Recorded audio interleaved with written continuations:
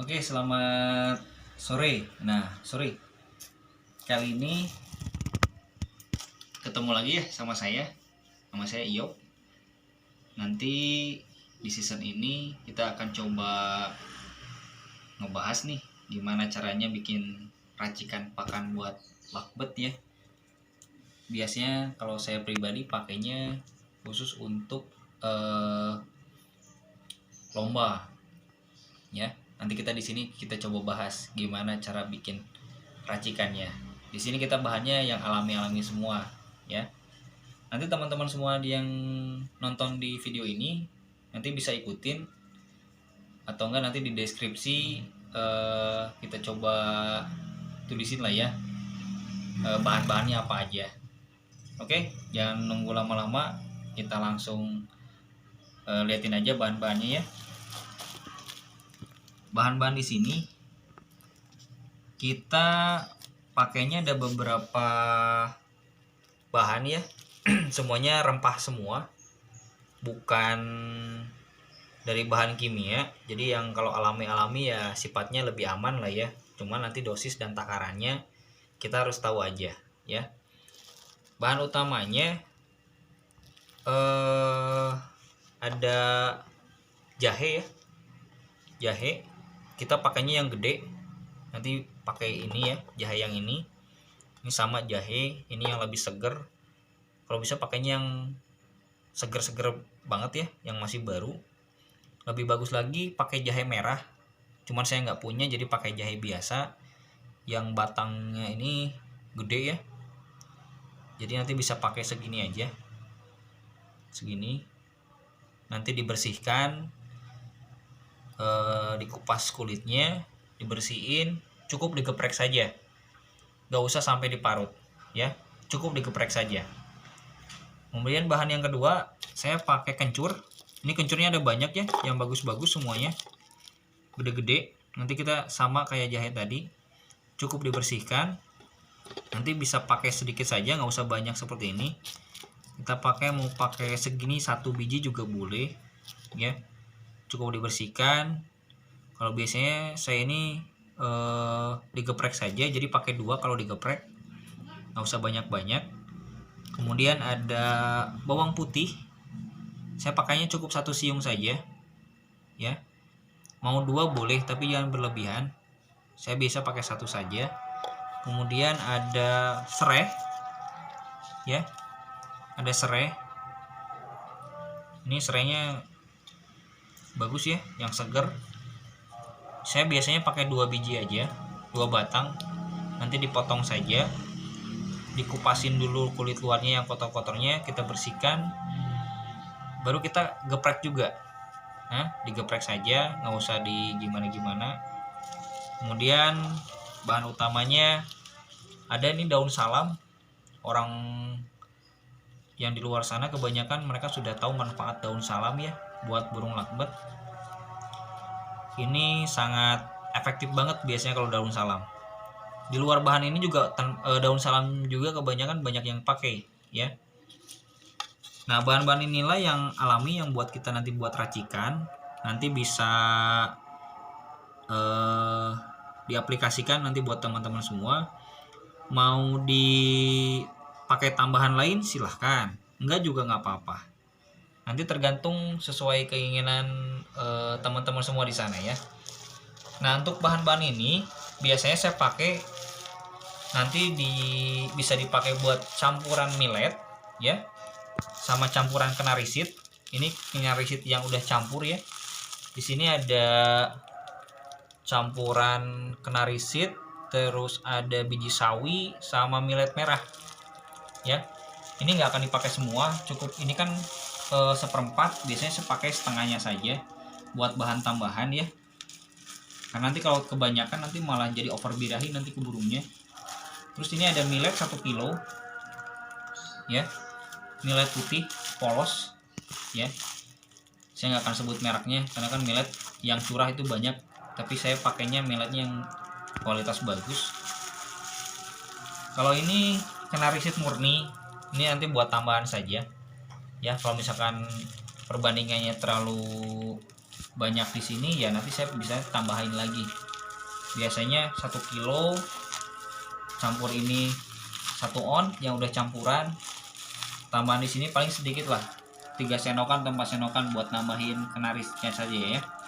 Jadi perbandingan ini 1 kilo, ini 1 on yang udah campur, tambah ini sedikit lagi kenarisitnya ya. Mau tanpa kenarisit lagi cukup ini aja 2 boleh, silahkan, itu sesuai selera aja ya. Tapi kalau biasanya saya cuman nilai 1 kilo, ini 1 on yang udah campuran, tambah ini lagi biasanya 4-5 sendok aja buat tambahin kenarisitnya saja, karena kenarisit ini cukup bagus buat naikin birahi ya. Oke, nanti untuk langkah-langkahnya nanti bisa dilihat aja cuplikannya, jadi tonton dari awal sampai akhir ya, jangan sampai nanti ditonton di akhirnya saja, biar tahu bagaimana proses pengolahannya. Oke, untuk langkah awalnya saya jelasin dulu. Nanti millet ini wajib dicuci terlebih dahulu ya, tidak boleh nanti nggak dicuci, karena nanti biar tahu mana millet yang bagus mana yang enggak. Karena kalau yang bagus itu pada saat dicuci itu biasanya langsung turun di bawah ngendap. Kalau ada yang terapung pas waktu dicuci, nah itu buang yang terapungnya, karena itu biasanya kosong ya, nggak ada isinya. Nunggu lama lagi, nanti kita proses aja pembuatannya bagaimana caranya, simak terus sampai akhir ya. Oke, jangan lupa dukung channel kami ini, video ini tonton sebanyak-banyaknya, jangan lupa like, komen, dan subscribe. Oke, kita mulai, check it out. Ya, kita mulai proses pemasakannya. Pertama cuci semua bahan dari jahe, kencur, serai, daun salam, bawang putih. Siapkan kompor dan panci, geprek semua bahan, masukkan ke dalam panci, isi dengan air sebanyak 1 liter, masak dengan api kecil. Ini udah jadi ya, airnya udah, jangan langsung semuanya dimasukin ke pakan dulu, kita tuangin, nanti bisa jadi obat tetes ya. Lupa saya tadi bilang, nanti pas waktu udah agak mendidih ya, ini nanti bisa dipakai sedikit garam, sejumput aja ya, sekecil seujung kuku, masukin, nanti diaduk aja ya, 400 ml 300 ml ya. Nanti kita pisahin sedikit, ini nanti bisa jadi obat tetes, nggak usah banyak-banyak, nah cukupnya aja. Nanti sisanya kita pakai rendam ini, nah tuangnya aja semuanya, nggak apa-apa. Oke, masukin aja semuanya sama daun-daunnya, nanti kita tinggal proses aduk aja. Nah ini sedikit kita sisain, nanti tunggu aja semalam, besok kita bisa pakai buat burung kita, bisa jadi obat tetes ya, buat tetes ke mulutnya. Tekan aja dulu, nanti kita aduk aja.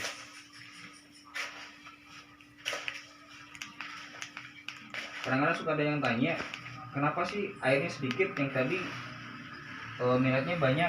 Nggak apa-apa, yang penting kita aduk rata aja, harus sering-sering aja diaduk biar nanti semuanya terserap. Bahkan nanti pas waktu diendapin 1 hari, kadang-kadang airnya jadi habis. Aduk dulu sampai rata, bahan-bahan yang tadi campurin aja, karena nanti bisa bercampur sama milletnya.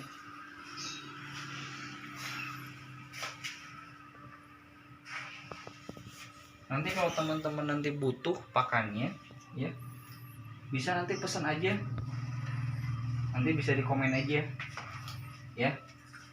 Pakan ini lumayan cukup bagus, biasanya saya pakai buat PAUD ya, PAUD aman millet, saya doping pakai ini full tiap hari.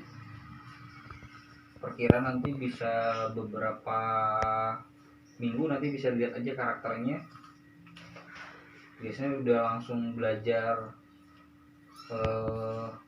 bunyi, nanti bisa kelihatan karakternya.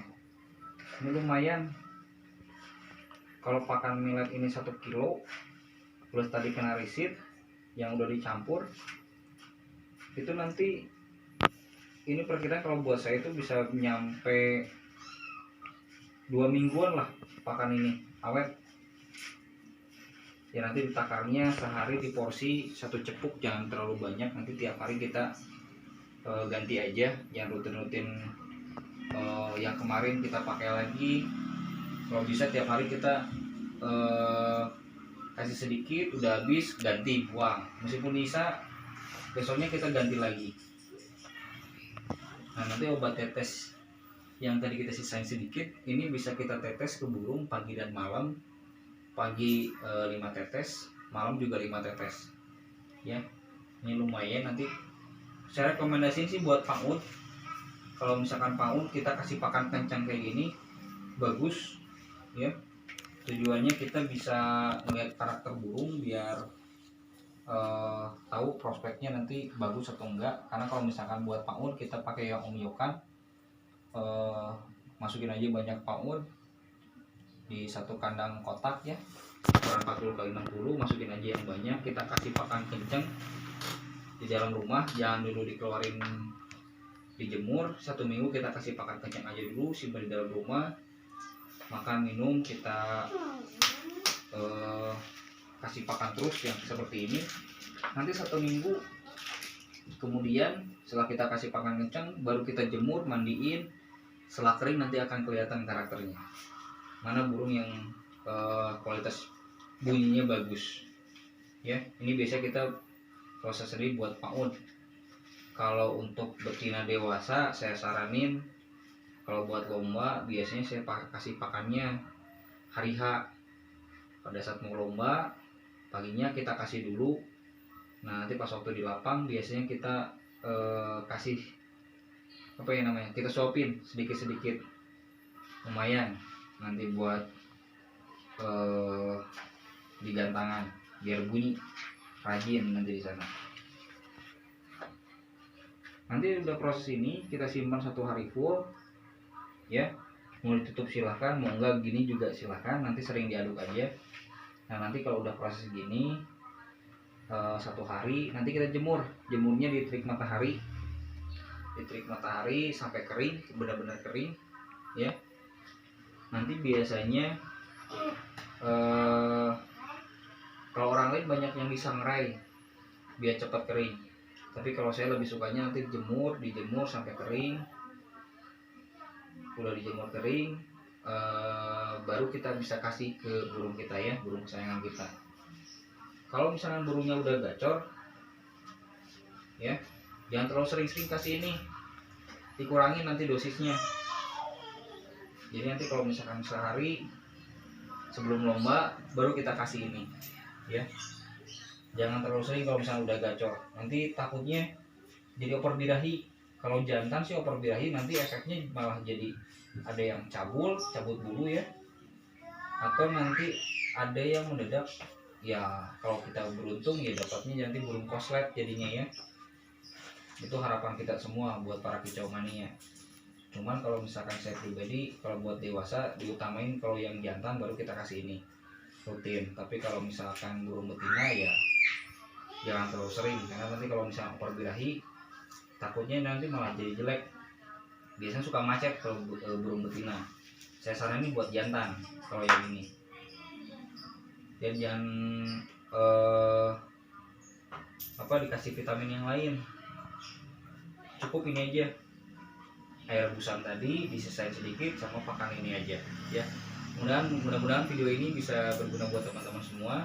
Kalau mau dicoba silahkan diaplikasikan. Kalau ada pertanyaan silahkan nanti di komentar ya, bisa di komentar, nanti kita coba tanya jawab ya. Kalau misalnya mau beli pakan ini silahkan, nanti tinggal komen aja lah, nanti bantu kirim juga se Indonesia ya. Nanti mau rahasia pakan ini tujuannya buat apa silahkan di komentar saja ya. Dan jangan lupa like, komen, dan subscribe. Oke teman-teman, Silahkan mencoba. Terima kasih.